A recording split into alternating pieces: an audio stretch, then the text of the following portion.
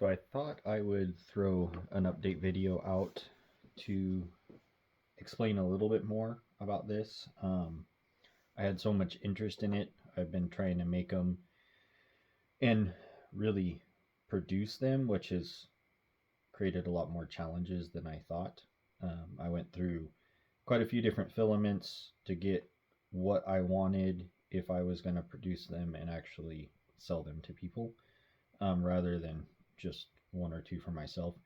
So over the past couple weeks, um, with trying to figure out what filament I wanted to use, going through probably 2 dozen sets that I had printed up that I either wasn't happy with or improved upon, the model that people would be getting is greatly improved over what I had.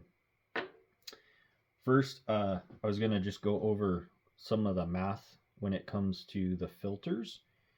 So this filter, the 4910, 501, 490 style filter, that has 1.387 square inches or 3.5 square centimeters of area. The CS-400, which is also the CS-370 and the older 5000, that has 4.09 inches, square inches of surface area, or 10.4 square centimeters. And then the 49 or the 440, 450, 520, 530 style filter, which is the same diameter as the CS-400.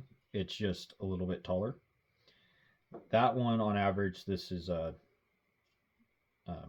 cheap one, or just a replacement. It's not an Echo one. That one is 5.5 square inches or 14 square centimeters. So massive difference. The 400 is 197% more surface area than this one, and the 450 style, 440, 450, is 300% more than the 4910 filter. So there's just some of the math behind part of the reason I did this and part of the benefits of it. Now, in all of my development in the last couple weeks, I decided to do something and it worked. A bunch of people were asking about doing the 400 filter because maybe it was more available in their area or something like that. I know locally the 450 and the 400 filter are pretty much equally available. So I redesigned the cap, and how it will work is if you want to run a CS-400 style filter, you'll have this bubble side up. That's your 400 style. And then if you're running the 450 style, 440, 450, that bubble goes down. And this is what you see on top. Both sides are kind of precise that they hit the cover, so when you tighten down, it sucks all this together. So it is important that you run the proper direction with the proper filter, but it kind of makes sense because that one won't even work that way. Big gap. So hopefully that makes sense, and hopefully that also makes it a lot easier for anybody, especially if you've already like modified something to run the 400 style.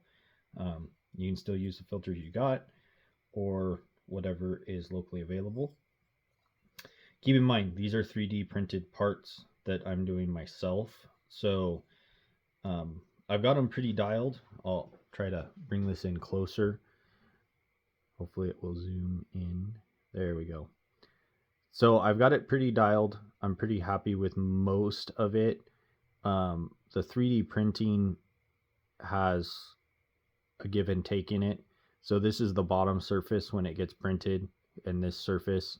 So these will all be, I just block sand these to make sure that they have a nice true flat surface. And then that's kind of the end result, which I think they look pretty good. Here's the top, the filter top, that is. So 3D printing is kind of cool. It's got its pluses and its minuses for sure. I don't know if you could injection mold a part like this. I actually think it would probably be too complicated to make it worthwhile. So that's kind of cool that you can build something like that. Really spent some time to make sure that hopefully this flows good air better than stock.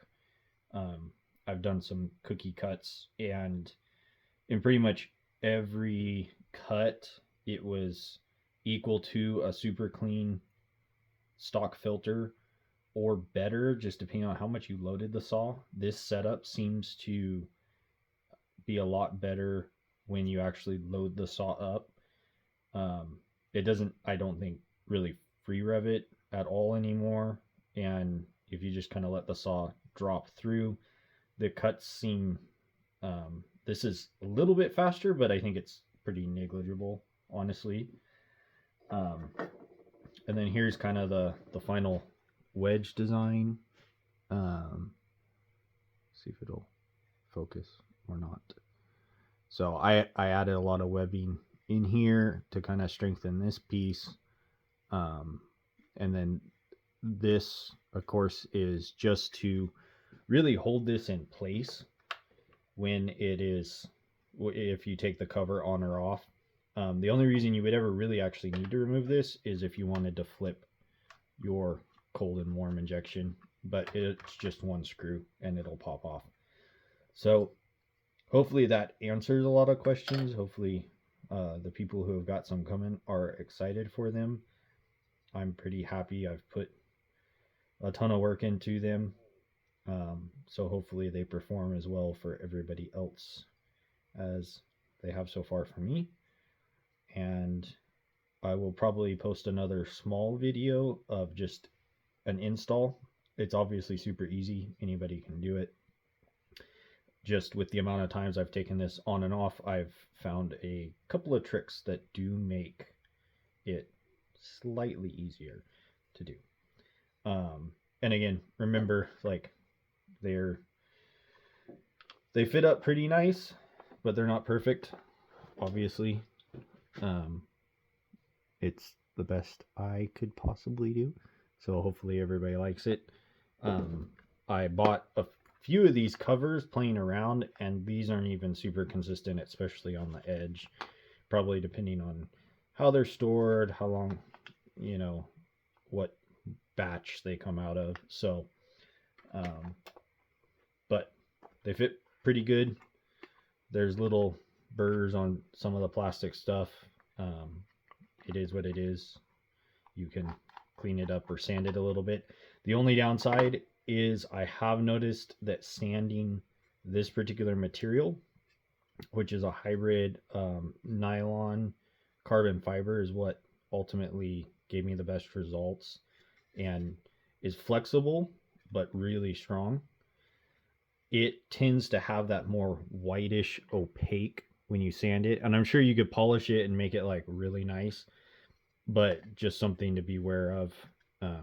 If you go to like sanding because you want to make this super smooth, you'll probably have to sand it down super fine and polish it a little bit to get the black back, or dye it afterward. That would probably work. Anyways, hope everybody's excited. Thank you for all the interest. This has definitely already been a lot more than I thought it would be, and I'm excited to see how people like it.